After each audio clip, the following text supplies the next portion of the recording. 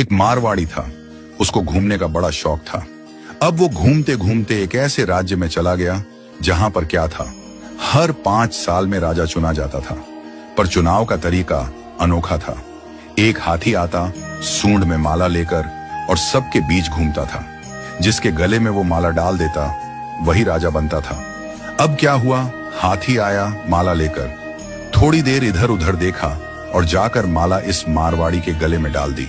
मारवाड़ी हैरान, अरे भाई मैं तो घूमने वाला आदमी हूं, ये कहां फंसा दिया। खैर उसे राजा बना दिया गया, सिंहासन पर बिठाया गया। राजपुरोहित आया, तिलक करते हुए शर्तें सुनाने लगा। भैया आपको 5 साल के लिए राजा बनाया जा रहा है, लेकिन 5 साल पूरे होते ही आपको यहां से सैकड़ों किलोमीटर दूर एक उफनती नदी के किनारे छोड़ दिया जाएगा। उस नदी में घड़ियाल हैं, मगरमच्छ हैं, जिनकी वजह से आप नदी पार नहीं कर सकते।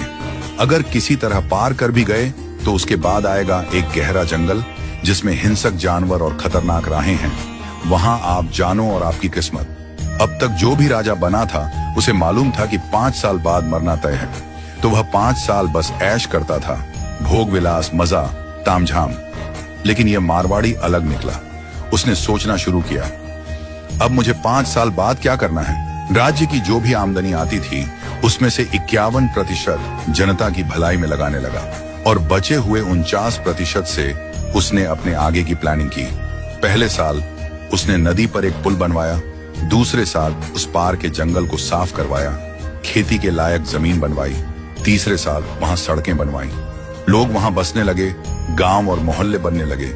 चौथे साल एक छोटा सा महल बनवाया जहां वह आगे जाकर रह सके।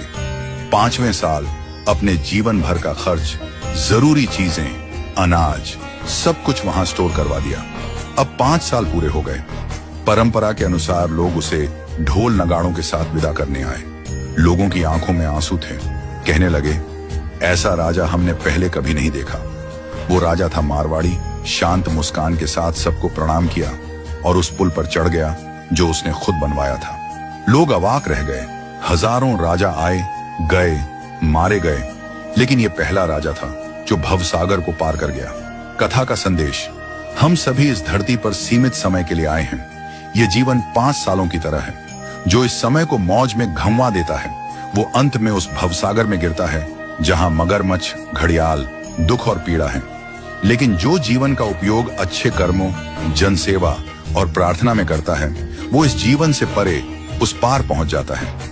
तो आज ही से भवसागर पार करने के लिए अपना पुल बनाना शुरू कीजिए, ताकि जब आपका कार्यकाल समाप्त हो तो आपको भी सीधे ठाकुर जी के पास बैकुंठ में वास मिले और आपके अच्छे कर्मों की वजह से आपको हमेशा के लिए याद रखा जाए।